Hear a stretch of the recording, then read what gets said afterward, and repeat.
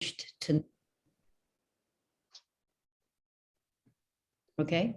I just wanted to step in really quickly because, and I wanted to find out if it was okay with folks around recording this meeting. It was requested by several participants to share with other folks who might not have been able to attend this evening. So if there are people who do not feel okay with that, please drop that in the chat, and you might not want to be on the call then.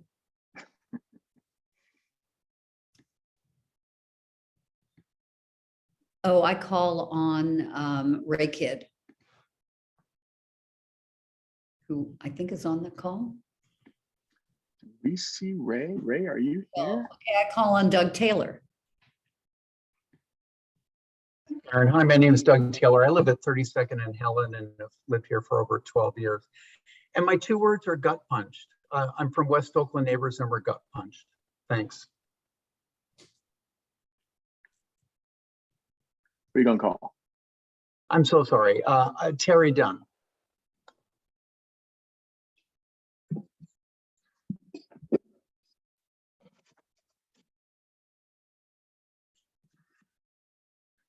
Hi, my name is Terry Dunn, and I live on 24th Street between Chestnut and Linden. And I've been in Oakland, West Oakland for about over 15 years. I'm also on West Oakland Neighbors Board. I work at St. Mary's Center, and I'm a resident. And I'm sad, and I'm also hopeful. There we go. All right. And I popcorn Janie Castillo. Thank you, Terry. Neighbor, live and work in West Oakland, Brockhurst, and live on 27th Street. My 2 words are, I'm hopeful. I truly am, because we're here. Thank you. And I'll park it, Vanessa. Thank you. Thanks, Jamie. Vanessa Cedeno, I'm Chief of Staff to Alameda County Supervisor Dave Brown. I'm also the chair of the All In Eats Circular Food Economy Initiative. And I would say my 2 words are hopeful and curious.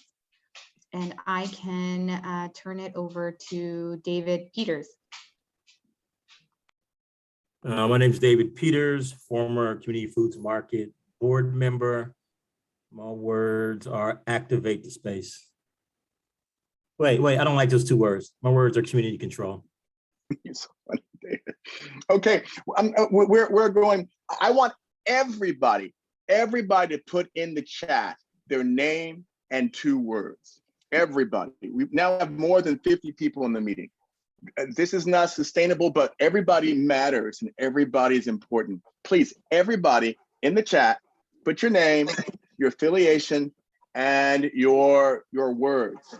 Please put them in there right now. Put them in there right now. Everybody.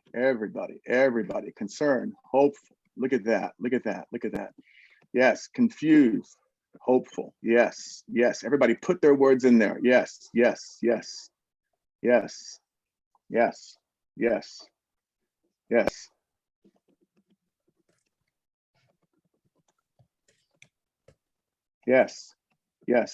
So while we're putting our feelings and thoughts in the chat, I do want to move forward with the agenda. So I'm going to share my screen, and if there are thoughts about it, you can drop that in the chat as well. But right now we do want to move into the presentation that we're having from Community Vision. So let me see if you are here from Community Vision. Please go ahead and raise your hand, and I'll just share briefly what my interest was in pulling this together. Everyone knows that we're having some serious challenges in the city of Oakland right now, some with housing and homelessness and public safety. And when I heard about this space closing, I was shocked. I have done, as well as some of the organizations that I work with, did a lot to try to make sure that the store was, staying in business by patronizing them and doing other events with the store. And so I was concerned about it potentially falling into disrepair, falling into being one of the many properties in District 3 that's blighted.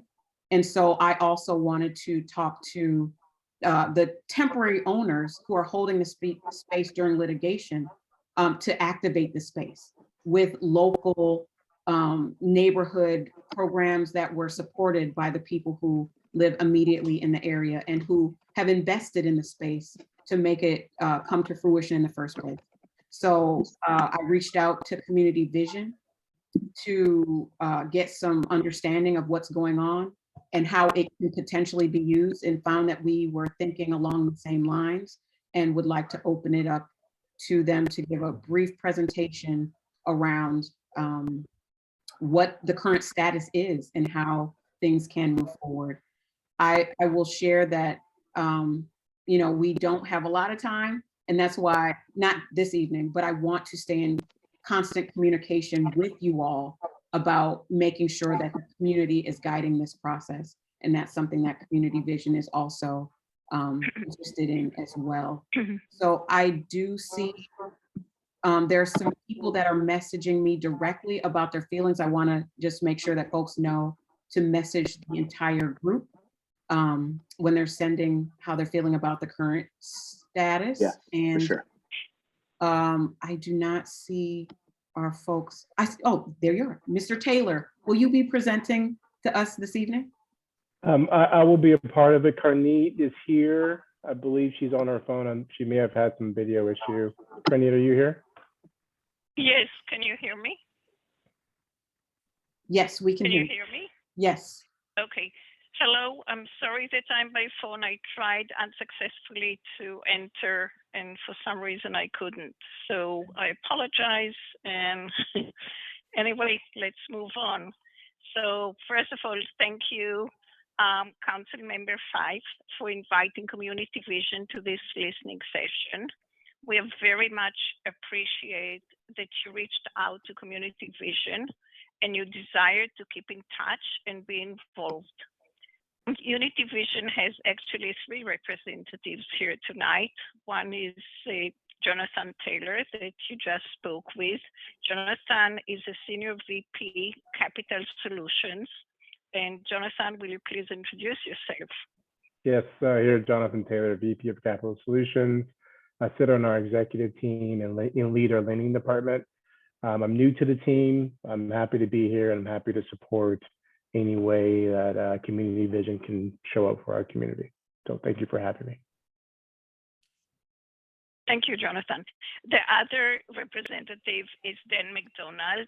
He's a Senior Business Development Officer, and some of you have met him already. So Dan, would you like to introduce yourself? Hello, everyone. I've been involved helping Community Vision's activities with the market. You may have seen me in the store a lot recently. And my job tonight is just to listen. Okay. And as you know, my name is Carnit Mushli. I'm the Director of Asset Management for Community Vision, and therefore I'm the point person for handling the community food market.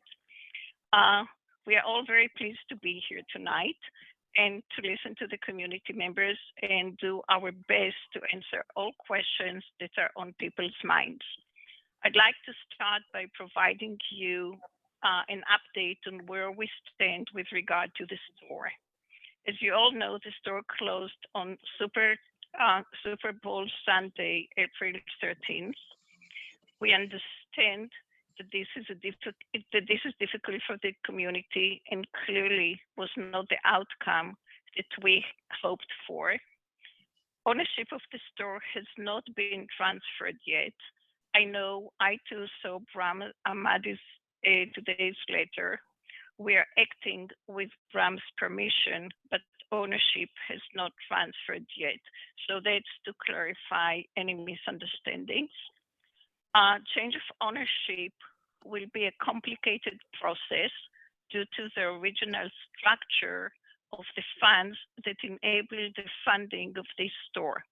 Therefore, we do not have a clear or any timeline yet. So that's the process that we all need to go through. For this reason, we have not engaged yet selling brokers.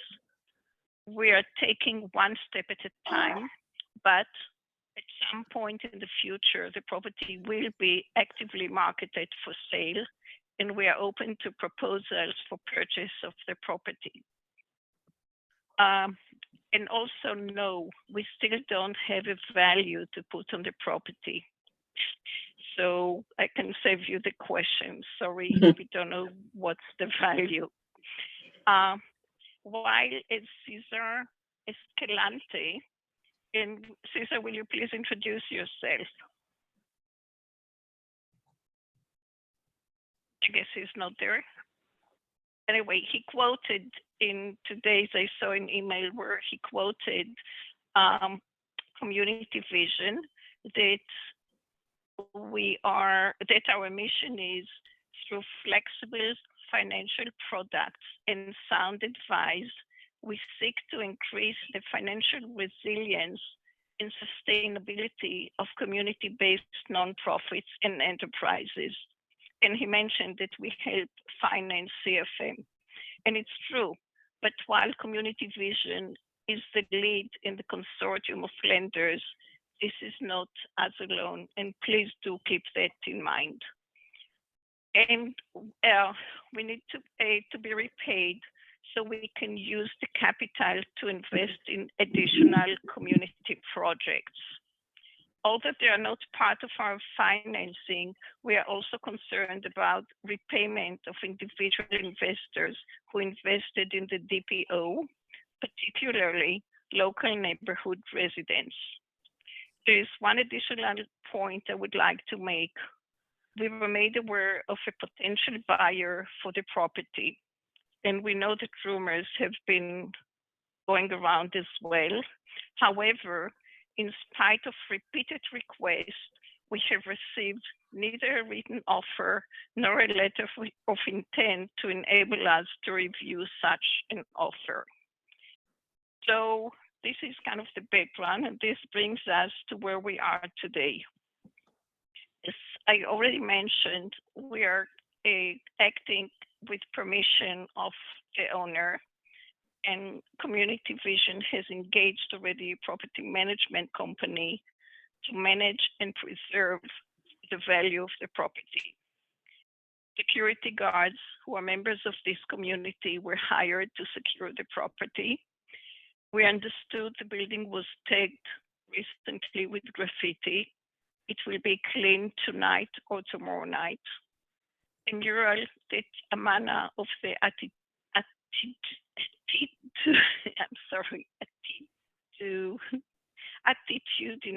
Healing Connection worked with us and with Bram, and we understand with the community, and she will paint with a group of her students.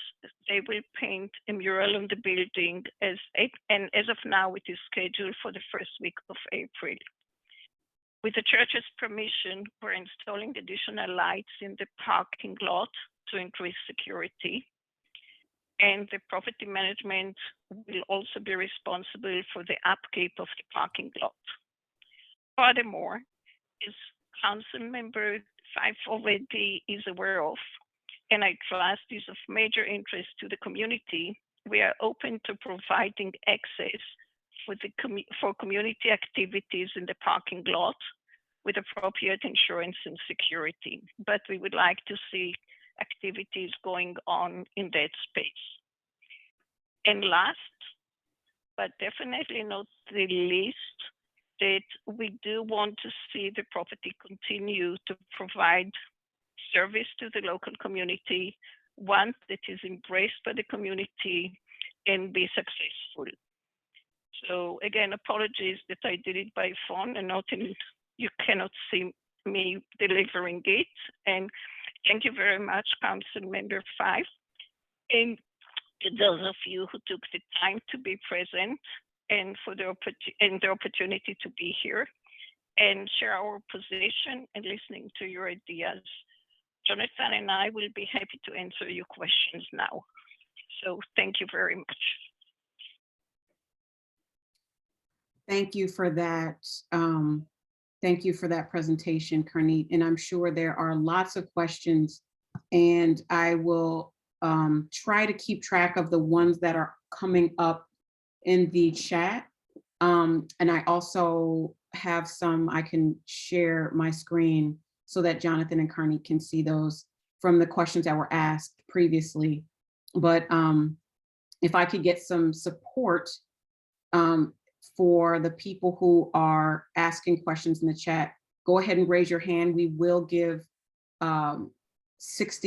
we'll give 90 seconds to people to ask the questions that they have listed here. And I will start with the questions that were asked ahead of time. So Karnit and Jonathan, for the questions that were in the agenda, if you could start with those, and then we'll start taking the hands that are raised. What happens next regarding the closure/foreclosure? Jonathan, will you please go? At this time, we are taking things step by step. As Karnit mentioned, we don't have control of the property, and now we are going in the legal route of obtaining the property. Again, like Karnit mentioned, we are working with Bram. He's cooperating, but we don't have a timeline as of yet as far as the legal proceedings and where we would actually have it under our control. And thank you, Jonathan, for that question, because I did see in the chat a few people were asking about the litigation. So I just wanted to clarify that the legal process that is happening right now is the foreclosure process. And that is what Jonathan is saying. They don't have. Yeah, I'd like to jump in. Yes, go ahead. Yeah, sorry. Sorry, not being able to see. I apologize. There is no litigation. This is done.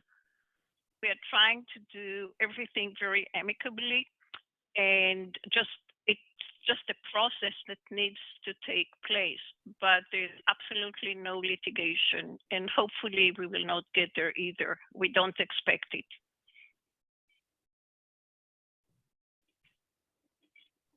Thank you for sharing that. So the foreclosure process is the legal process, just so we're clear. Correct. Yeah.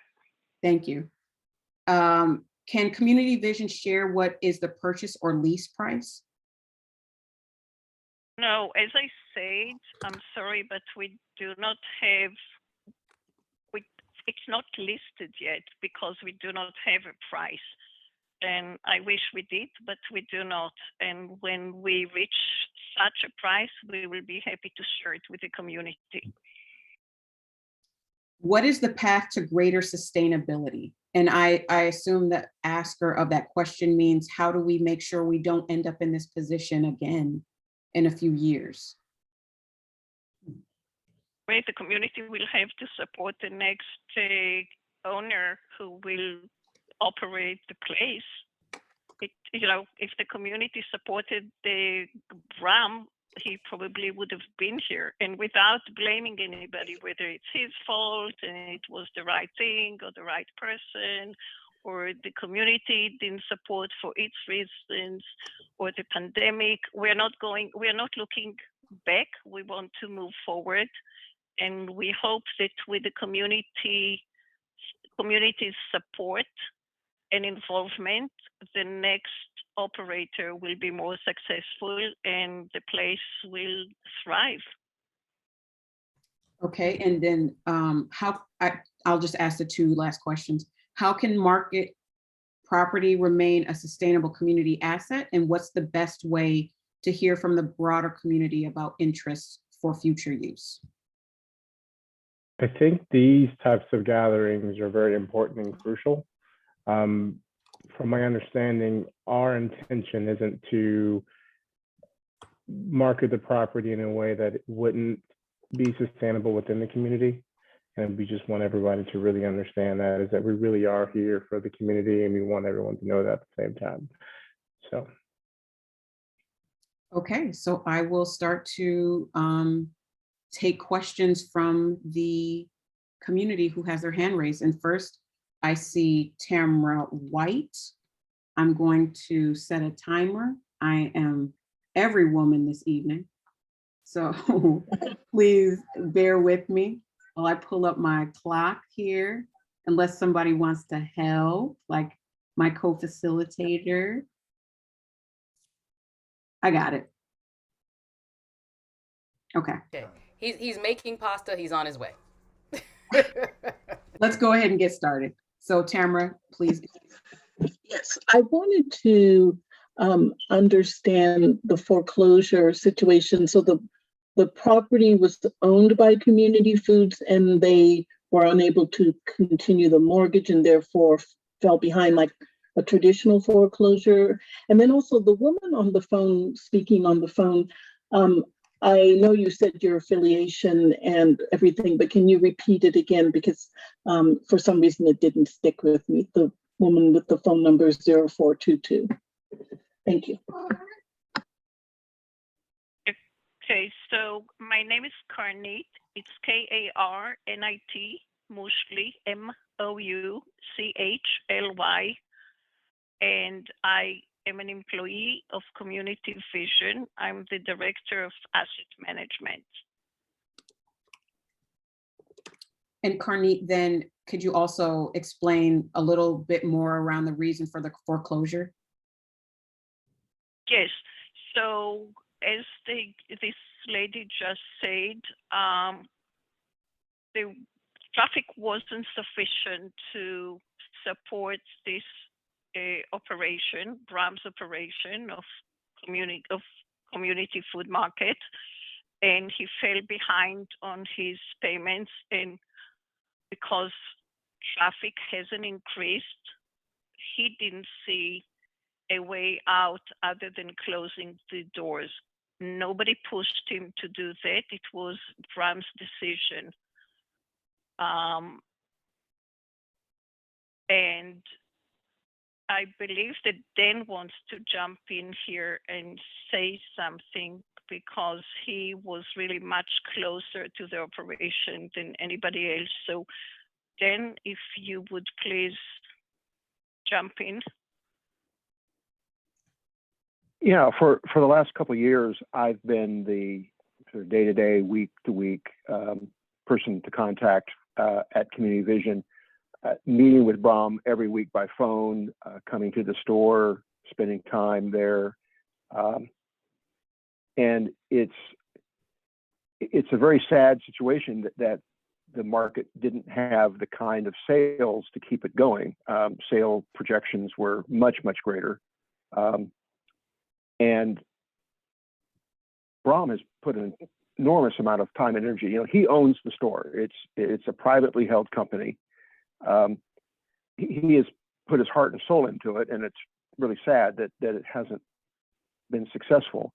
But it has always been owned by him. I saw a comment saying that under community control, which isn't really the case. Bram has owned this store in entirety, except for the direct public offering shares from the very beginning, and we're not an owner. We own some DPO shares, but we are not the owner of the store.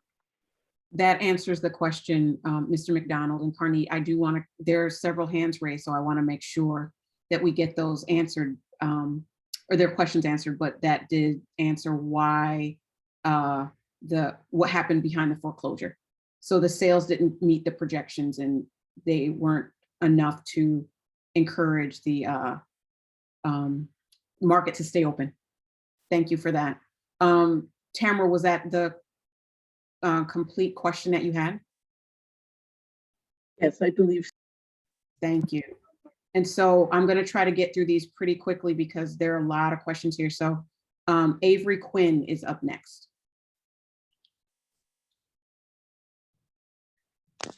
Good evening, everyone.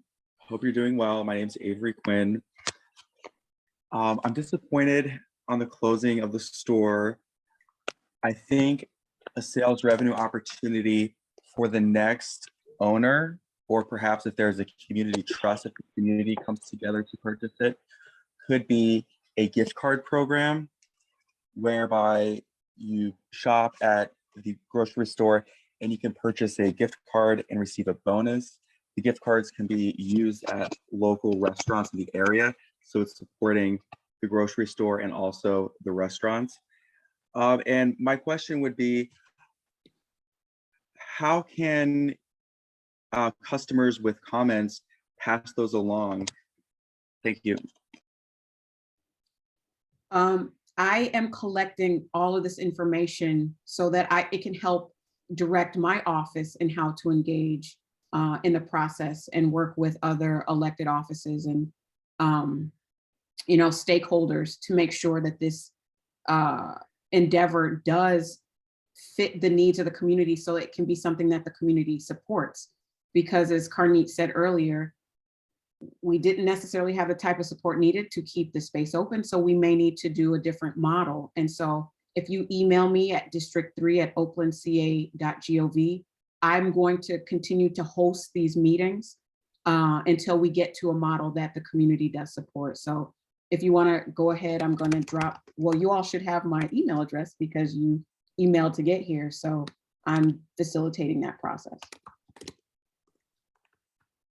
I think it's a great idea, and nothing can be better than a community support.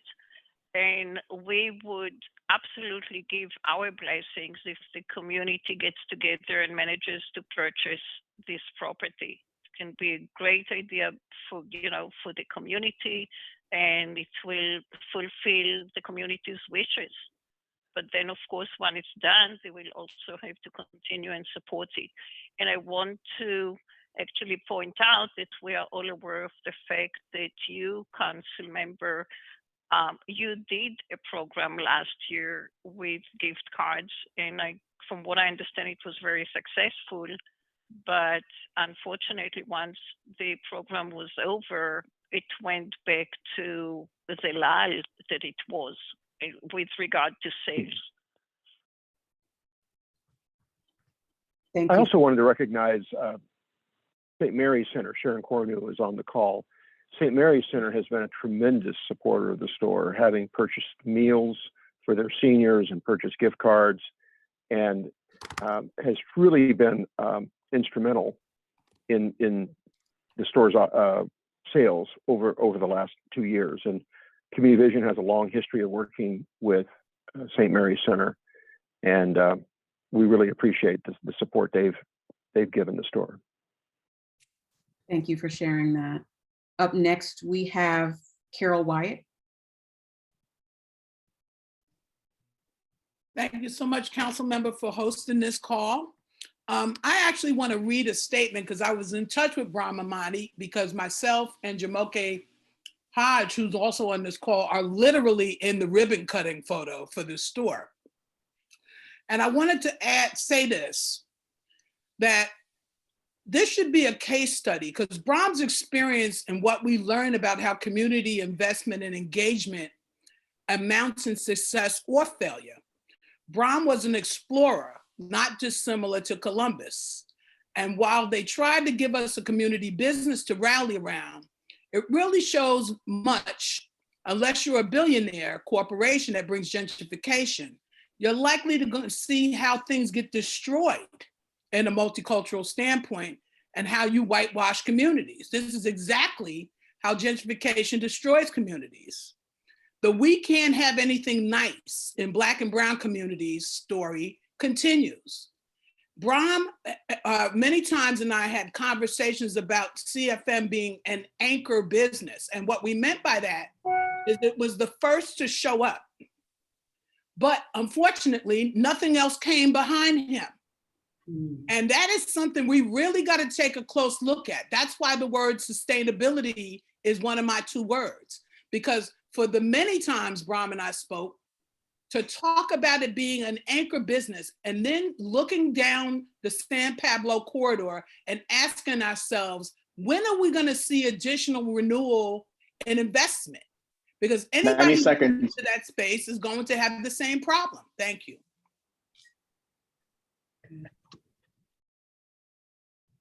Thank you, Carol Wyatt. If you could send me that statement, I would really appreciate it. If you could email that to me. And that is something that I think we should talk about in our next meeting, which is how do we have these anchor businesses? And I'm in conversation with other agencies like AC Transit, MTC, Caltrans about that corridor. And there are developments that are happening.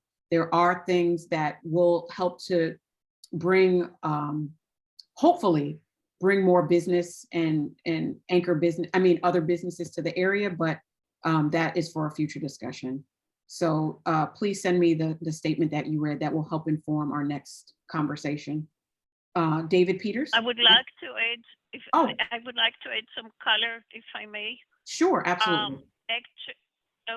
Actually, what the last lady just read is so correct, because also the way developers look at it is that here was a beautiful store.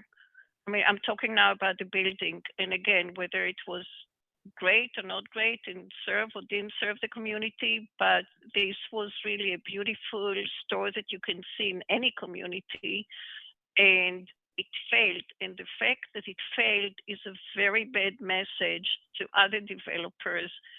The question is, can we succeed? Here was a good opportunity and it failed. The doors are closed. What next? Do I want to be the next one to go there, to mean to be there and fail again? So that's really for the community to think very hard of and reach its own decisions, how to do better. Thank you for that. David Peters? Thank you, Council Member. Thanks for convening this. I know there were several people and several efforts around the community trying to hold this conversation. I wanted to just let people know that there will be a cleanup of around Community Foods Market on Saturday, focus on the tree wells and just some of the other things that are around there in connection with the Black History Month workday at Hoover Elementary from 11 to 2. So if you're interested in that, come through. And then I'll share what I said in the RAC meeting, is that there's a group of community members who have been thinking about ways to activate the space in the interim. And so anybody who is interested in being part of that conversation, as well as the ultimate disposition of the store, I guess you can reach out to me and I'll drop my email in the chat. Thank you. Thank you for that. And next we have Jamokay Hinton. Great. Thank you. Good evening, everyone. I wanted to introduce myself. I'm Jamokay Hinton, and I'm one of the founders of Community Foods Market when it was previously People's Community Market, and a part of the grassroots efforts to develop and build and partner with BROM and so many other people in West Oakland, some even ancestors now. And I wanted to bring to the table Fresh Life Foundation. While it was owned by BROM and it was a private corporation, there was a nonprofit organization that was to partner next to it, and we did do a significant amount of work as founding member of that board as well. I think the development of institutions is difficult and hard, sometimes in Oakland and in particular in West Oakland. And it was our mission to really support education, health, wellness, all those elements. Some of the vision and anchor businesses we thought about was that it should have a pharmacy. We thought it should have a health clinic. So there's definitely a vision and a roadmap of parts. And so that I hope as we rethink, that will incorporate a lot of the work that's been done within community. And the last thing is that this is for Corrette, and I'm not saying your name correctly, I'm sorry. But like how do we get first right, maybe of purchase? Like what would it look like? For just so that we're equitably. I will wrap up. Okay. Just till we figure out how it is that the community might get first right of purchase. Thank you. Karnit, I'll be happy to, I'll be happy to answer. If, first of all, if you know that you can raise the funds, and again, we don't have a number to give you yet, but when there is a number, if you can raise the funds to purchase it, you will definitely get a priority as long as nobody offers a higher price, because the lenders are lenders. They need to be made whole, and we hope to be able to get there. But we can also, if we have an offer, we might, I'm not sure, legally, I'm not sure, I'll have to look into it. If we can disclose it to you and tell you, see if you can match it, but I'm not sure that it's legally permitted. So you may have to just, once we say what is the sales price, you need to do the best you can to at least get to that price. So just so I'm clear, Karnit, you're saying, because the question is, how does the community get the first right of refusal? First of all, we need to define community and what that means, but you're saying that you're not sure that it's legally permitted to give a price publicly? Wait, no. It's almost what I'm saying. What I'm saying is, if I'm just throwing a number, and I'm going to throw a ridiculous number so that nobody can hang on to it.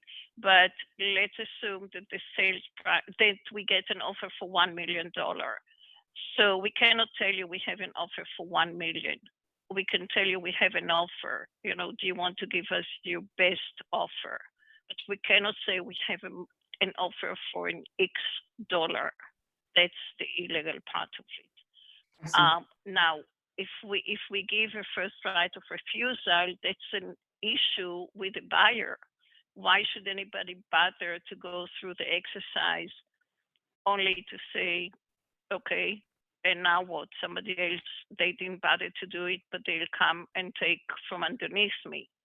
So our interest is to work with the community. Our interest is to sell it. We would love to see the community, as you said, council member, what is a community? But anybody from within the community who means well for the community. And we will definitely work closely with your office. But you cannot just sit back, not do anything, and then expect that when we have an offer, we will not move forward on it.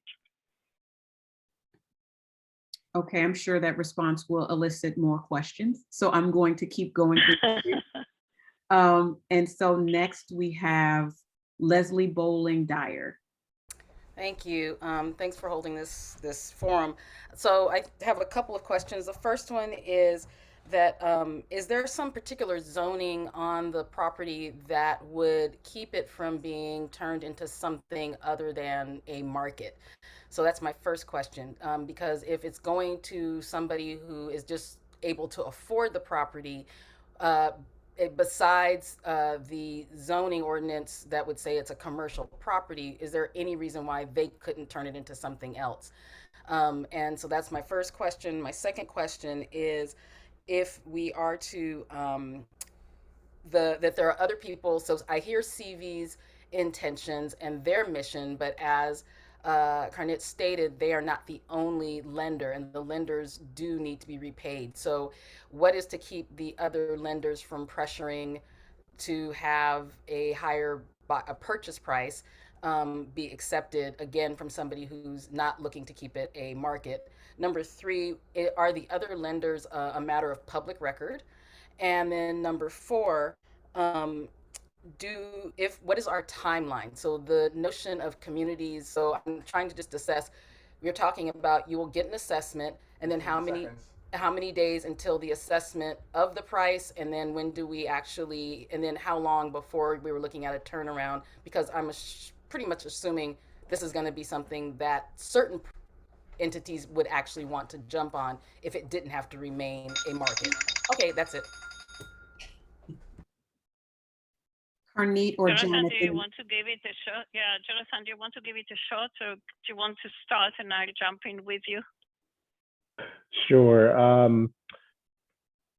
I'm unsure of how the building can be rezoned. From my point of view, I've been with Community Vision for about 2 months, so I'm on the fast track to understanding the complexities of the transaction. So, Karnit, I'll let you finish up the other two. Okay, so with regard to zoning, zoning is an open issue. Everybody can look at it. It is zoned for commercial, which means anything that falls under, and it's a big definition what it is permitted. I cannot even start telling you. It can be a lot of things, but there's zoning wise, it does not have to be a market, but it could be, I don't know, just anything commercial, small commercial and enterprise. So that's kind of the best answer I can give you, but it's definitely zoned commercial. If you're concerned about housing, or which is, to me, this is what's implied in your question, I think the lot is also too small for that, but that's my personal opinion. Anyway, it is zoned for commercial. Would you mind telling me what was the second question?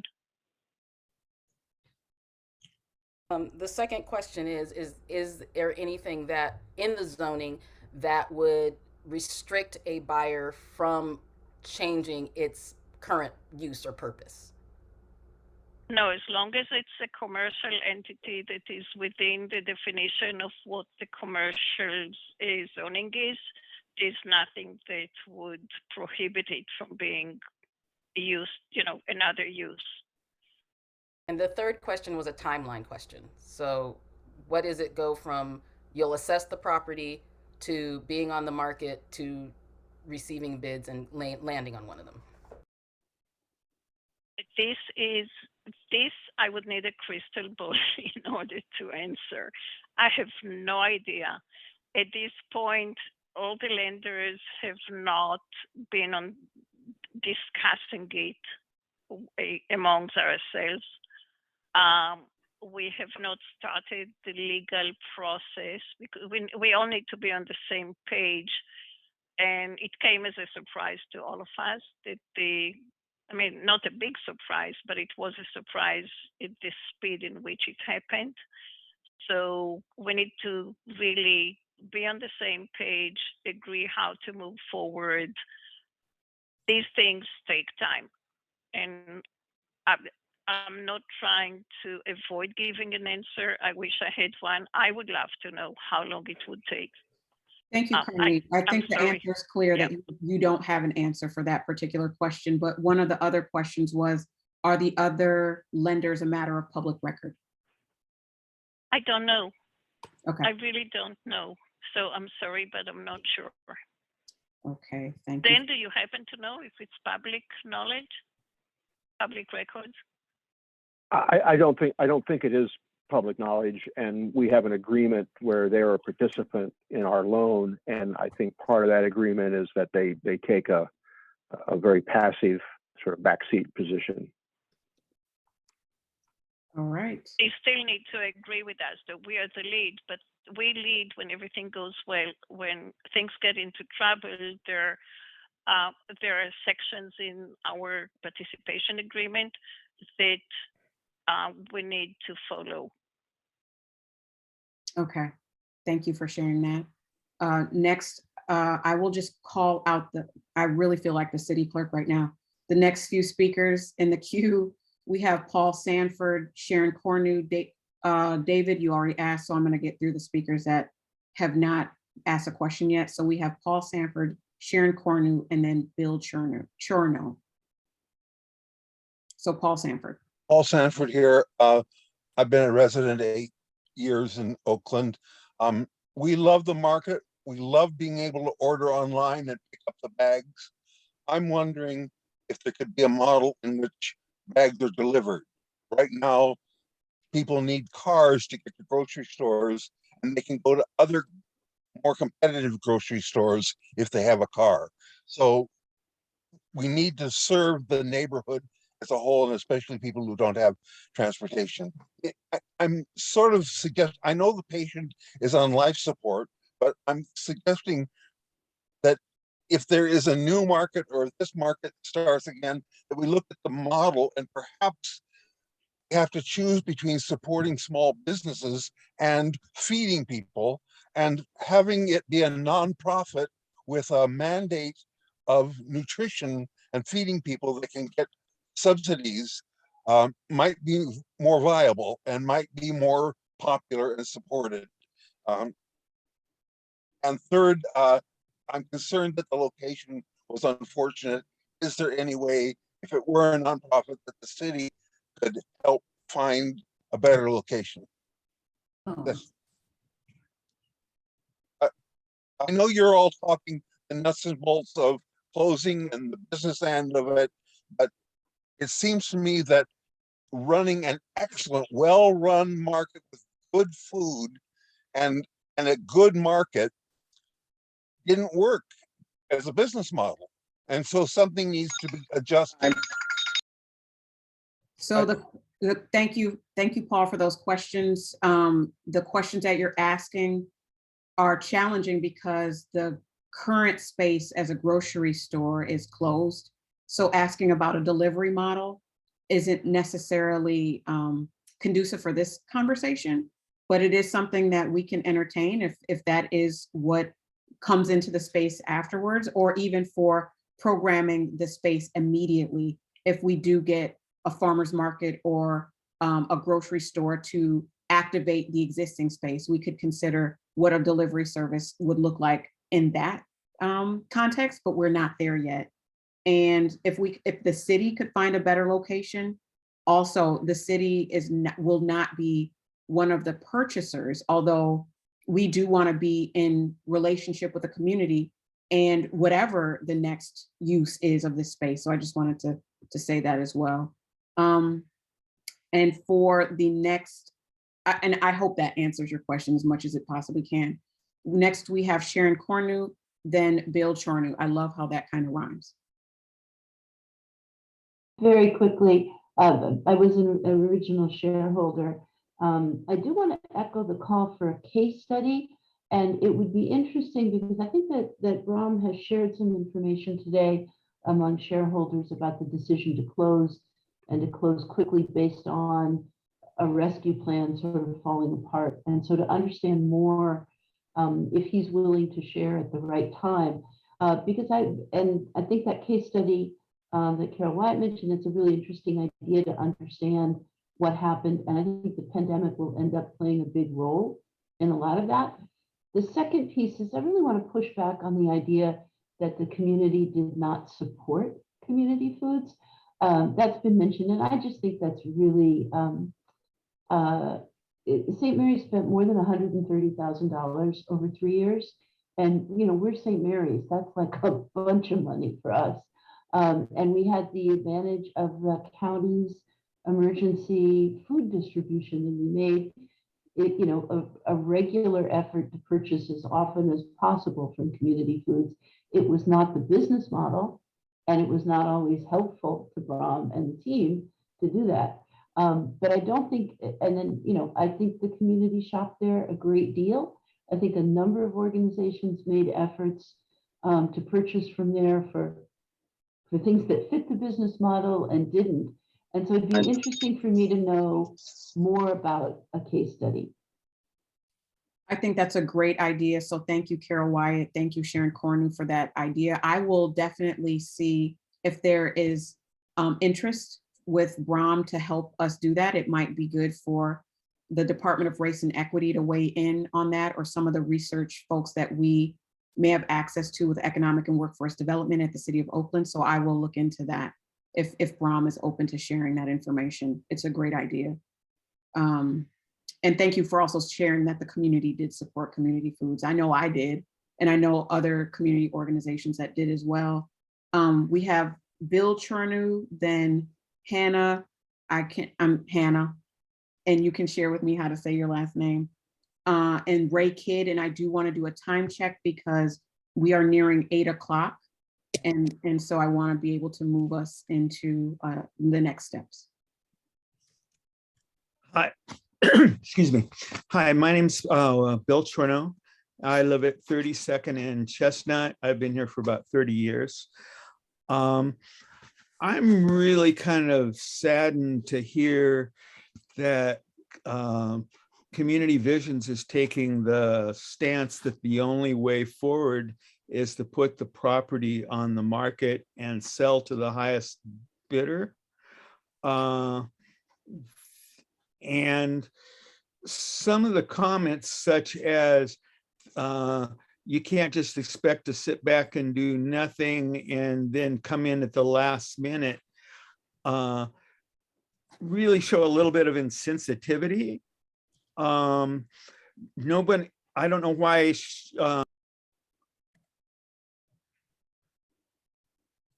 Oh, Bill, you're muted all of a sudden.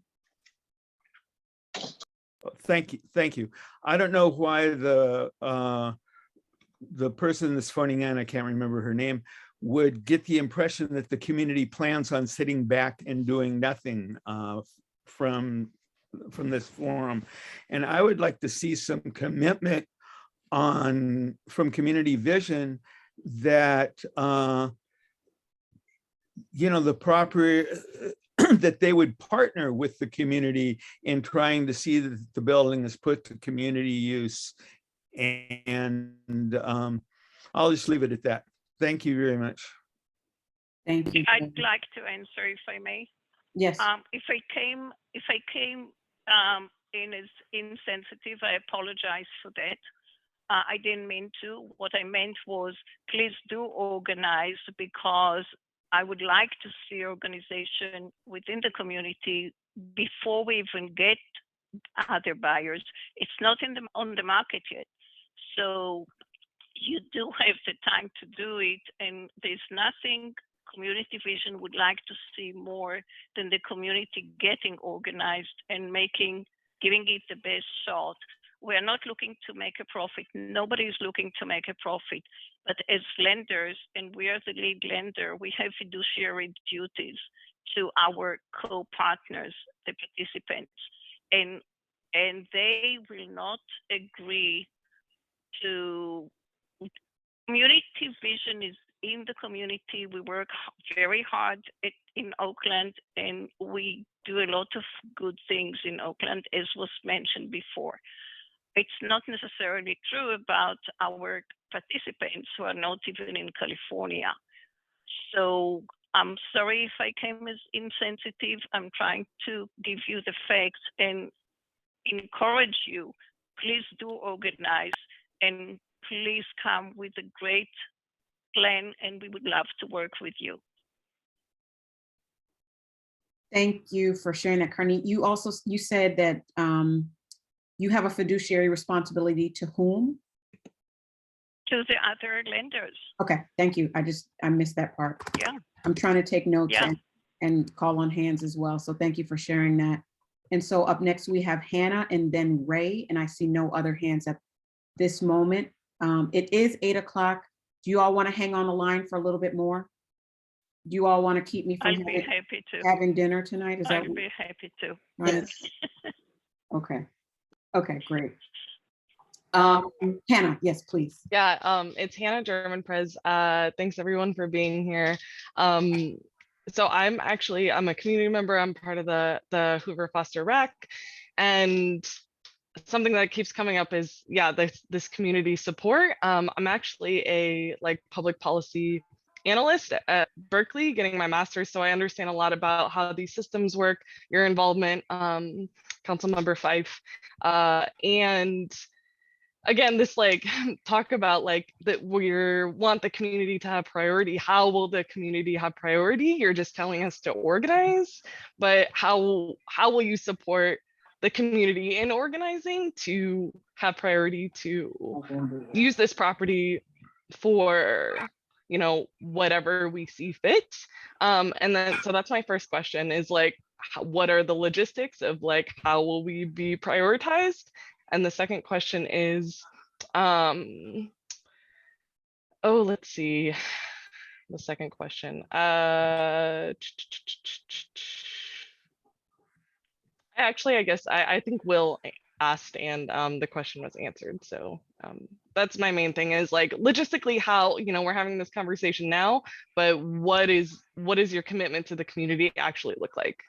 I'll jump in here. I think where it starts is where we are today, right? I mean, I think a lot of folks wouldn't show up the way we've shown up to answer questions, and some are uncomfortable because of some of the things we just don't know yet. But I think what's really going to be important is just continue to having these dialogues. We're going to be as transparent as possible, listen to any concerns and offer solutions, right? I know I can speak for us and I can speak for Kanita and Dan. We're not going to leave the community in a place where you don't have a path, right? So I think just for everyone just to realize, please reach out. If you have questions on how things can be put together, how we can support, we're open. But logistically, do we have a step-by-step for you as of today? No, but I think there's something that we can do together as a group. Thank you, Jonathan. Hannah, are you? Yep, okay. Ray Kidd and then Helen Duffy, and then I'm gonna do one more call for hands, and then we're gonna keep it moving. Ray? Okay. Well, thank you, Carol, for initiating this discussion. This is some really important questions raised here. And I'm really happy to see how many people are interested in participating in this and the condition of their community. Of immediate concern, however, is the condition of the site. The building itself was graffitied almost immediately as soon as the store closed.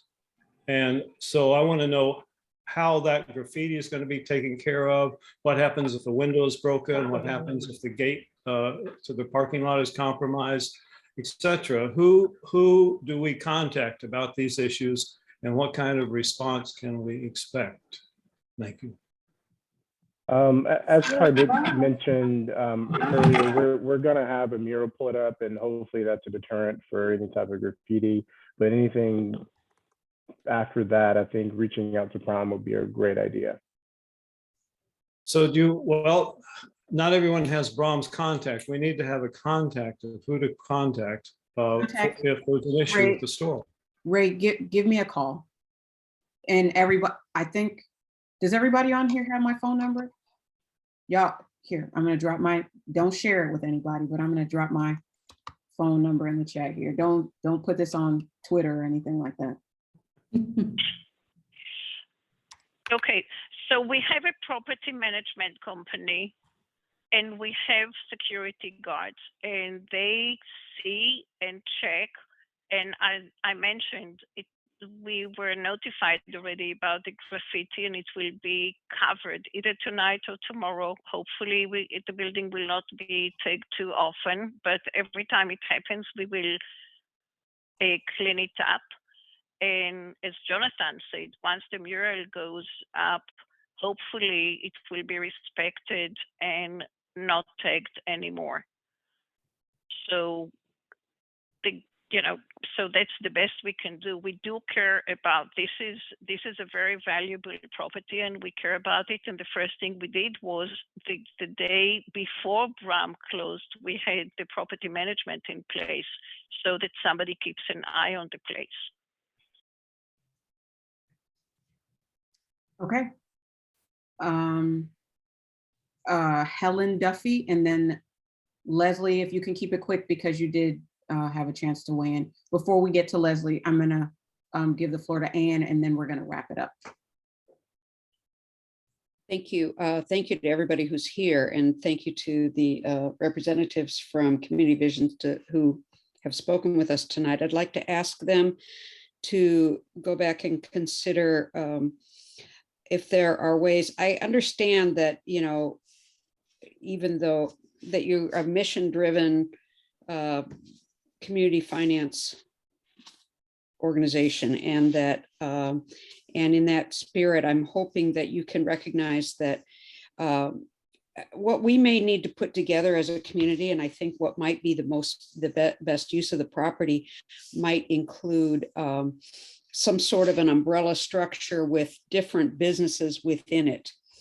And I think that we can, in that way, spread some of the risk, we can spread some of the benefit, we can develop such things as commercial kitchen situation or, you know, business incubator site. And I mean, we need to do some creative thinking about this, and the planning process is not going to happen overnight. And this was a surprise to us, as it was a surprise to some other people here, including the lenders. So we really, I'd like you to please go back to your mission and see if you can give us some time to put together a process where, or to, you know, spend some time on this process so that we can come up with something that's good for the neighbor, for the community. Thank you. Thank you, Helen. And I completely agree with that. That's in alignment with what I would love to see in this space as well. Anne, I think you have the last word. Ooh, that's dangerous. Okay. So I'm Ann Zarnowicki. I live right across the street from Community Foods. You actually cannot get closer than where I live. And I am very invested in the fact that I would like to get the property manager contact information for all of us neighbors. Thank you for Carol for being able to be with your phone number, but if somebody from Community Vision could give us the contact for the property manager so we could call if there was an issue. We'll check on that, but I don't think that may not be information that we can provide publicly, but. Well, then we need a plan for what happens in the immediate. I'm excited about the mural in 2 months, but that, you know, that's a very long time, as you can imagine. Sure. The other thing, I'm wondering if in this meeting, are we getting to next steps, or are we deciding next steps for our organizing efforts and for what, you know, what we envision and want to go forward? Let me just suggest that if you want immediate contact, the security guards are there every night. So if something happens, you know, just reach out. And these two security guards are members of the community. So I'm sure they will be more than open to listen, and they can take immediate action. Okay, I literally cannot, I live across the street and have not yet seen security guards. I will now start looking. But if that's the way that we're going to get in contact, then thank you for letting me know. And if I cannot find them, then what is the next step? We will let you know. We'll check with the property management company if they have a number to, you know, available for you to call, and we'll be happy to give it to you. We will check tomorrow morning, and I will notify the council members' office tomorrow. And so can I see thumbs up for everyone who left me their contact information, who's a part of this meeting? Is there anyone who did not send their contact information? Because you had to register, so I should have everyone's email address, but I want to be able to contact you all immediately around any changes or any information that I get from Community Vision, so that this is a community process. Because, you know, if you all don't know me, you know that's where my heart is, and you know that is my interest, right? So put it in the chat, or registering was enough? If you register, then that's enough. But if you want me to have other contact information, you can, that you don't want to be public, you can go ahead and send me a direct message in the chat directly to the host. And I will create a listserv just for this particular issue so that everyone is getting the same information at the same time about every and anything that happens regarding this space. And I will also be in contact with Bram around some of the things that came up around other issues and questions that you all had as well. That said, it is time to move into the next steps. I think we have been clear with hearing from Community Vision about what they can and cannot do. I have been in conversation with them and will continue to do so, as well as I will be in conversation with the other agencies that I mentioned earlier. But I'm hearing from you all very clearly what you all want to see happen with the space, and that is community control. That is making sure that community has a voice in what comes next. I heard a little bit about housing. We didn't really get into that, but it can be the topic for the next conversation, which I think we set for March 19th. And I wanted to find out if that date was it March 12th or March 19th? What works for the next steps in a community conversation? 19th? Was that the night? Okay. March 12 and 19 are both Saturdays. Is that when you hold meetings? I hold meetings every day, all day. So it's just what works. Question. Just saying. But one of the things I do want to get into tonight and have some clarity on tonight, if Jonathan and Carney can help me with, is the immediate activation of the space. That's what I'm working on in different areas of the city in terms of making sure we minimize antisocial behavior at certain spaces. That's what I found helps to decrease things like blight, dumping, and certain criminal underground activity. So what is the possibility of us activating this space for a community market similar to what's happened at Lake Merritt or some farmers markets? What is the possibility of us immediately activating the parking lot space? It's available to you. You need to tell us when. You need to tell us if, that you arranged for insurance for that day or, and security, and it's yours. Okay, so what I'm going to ask the community, because I do have organizations who have reached out to me to participate in an ongoing market, I would want to have our next meeting about that.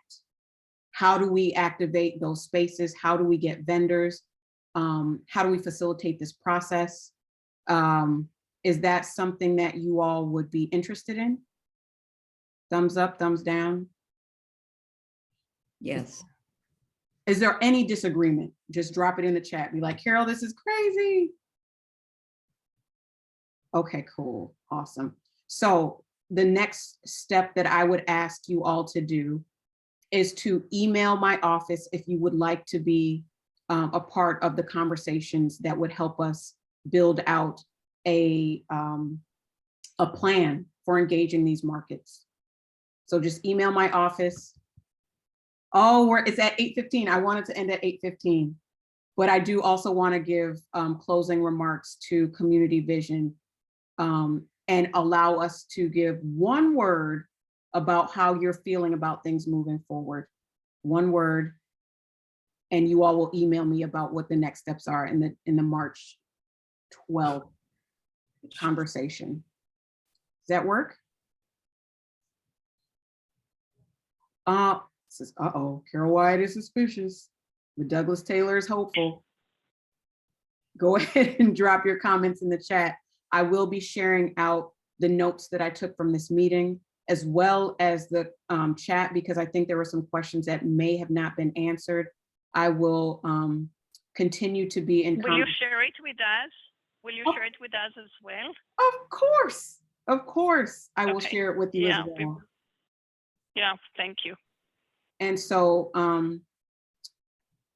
are there any pressing questions, comments, or concerns that anyone has before we end? I mean, before we close this, because we're not ending, we're just starting, right? We're just restarting this process. I would appreciate if the next meeting or any meeting that you want us to participate will not be on a weekend, just because we all work so hard during the week, that we would appreciate not to have to do it on weekends. I'll think about it. We'll do our best. I'll try. As long as I have coffee, I can make it. Yeah. Because actually, all of us work weeks too, so it's a weekend sacrifice for many of us. So yeah. Exactly. So I'm dropping my email again in the chat. so that people can have it. I also dropped my cell in the chat earlier. So I have a couple of next steps that I'm looking into, and I want to be really clear about what I'm doing from the District 3 office, and that is inquiring about the potential support of a case study to see if we have the capacity internally to work with BROM to get that done so it can inform the process of what happens next. I'm also reaching out to our Economic and Workforce Development Department and our real estate departments around the potential changes in zoning that could happen in the space. I will plan out and agendize the March 12th meeting, or you all can send some dates also that would potentially work for you, but I will set up the next meeting for this group of people to come together to have a conversation about how to immediately activate the space. And then, is there anything else I need to do next? Other than those things? Councilmember Fife, can I just ask quickly, are Thursday nights okay for people? Like, I mean, it's a little later on a Thursday night, I confess. I'm eating pasta, but is that okay for people? Like, I know everybody's scheduled. I'm seeing some thumbs up, seeing a few, and truly we're in sacrifice mode. So, you know, I mean, we got to work this, so organize. Yeah. I'm sorry. Go right ahead, Councilmember Fife. No, I appreciate that. So I'm gonna say that I'm open. I'm not terribly flexible in my time because it is challenging, but this is important to me. This is deeply, deeply important to me. So I will try to make sure that I keep my schedules open a little later in the evening. I have rules committee every Thursday, and I also have closed session. But I'm willing to sacrifice and make time on any day to meet with you all about this issue. So I just want to be clear about that. So that's why you're our council member. Yeah, this is important. This is important. So if there are no further questions, comments, or concerns for this evening, I just want to thank everybody who not only put their hearts and souls into making community foods a reality, because it's a lot of folks who didn't have the money to put in shares to create this possibility. But the fact that you all are here at 8:19 on a weekday where some folks got to work tomorrow and do all of the things, I appreciate you deeply. And as much as you want to organize to put in to make this something new and transformative for our community, I'm there. I'm right there with you. So yeah, I'm excited about the possibilities. And I'm going to push to make sure that it is community centered. Anything else? Thank you. Thank you all. Thank you, Community Vision, for coming. Thank you, thank you, thank you for the community for showing up on short notice to have this conversation. We will have many more. I appreciate you all. Thank you, Phil. Thank you. Thank you, guys. Thank you, Phil. Bye. Bye. Thank you, everyone. Until soon. Thank you, Risa. I didn't get the email yet, Ms. Fife. You didn't get my no. Did you put it in there yet? I put it in the chat several times. Uh-oh. But okay. I will do it again. Thank you, ma'am.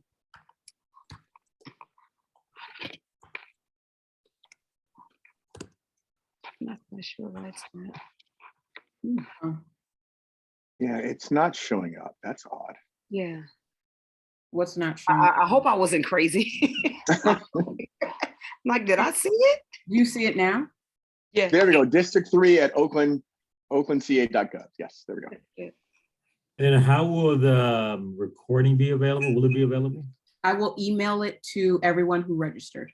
Thank you. Good night. Welcome. Good night. Bye. Night. Y'all don't gotta go home. Because you're probably already home. Well, you be safe and get home safe. I'm at home. Oh, okay. I just gotta enjoy your dinner. Yeah, crazy, Barbara. My God. Okay. Yeah. I love you. Last one. Y'all just want to talk to me? It's office hour time. No, you look. We want our council member to be healthy. And So- enjoy, yeah, self-care, self-care. So yeah, self-care. So we you know, so I'm just hanging tight just to make sure. And you see, I'm here with my spouse because she works harder than I do. But yeah. Yes. You see, people say, "Why you marry such a younger woman?" And it's like, well, Hey, actually, I am now talking too much. beautiful. I just wanted to make sure that everybody had my contact information. I think everyone has my email. I'm going to go ahead and call it a day. Call it a day. Okay, take care. All right, everybody. Thank you. Have a Good good night. one. Good night.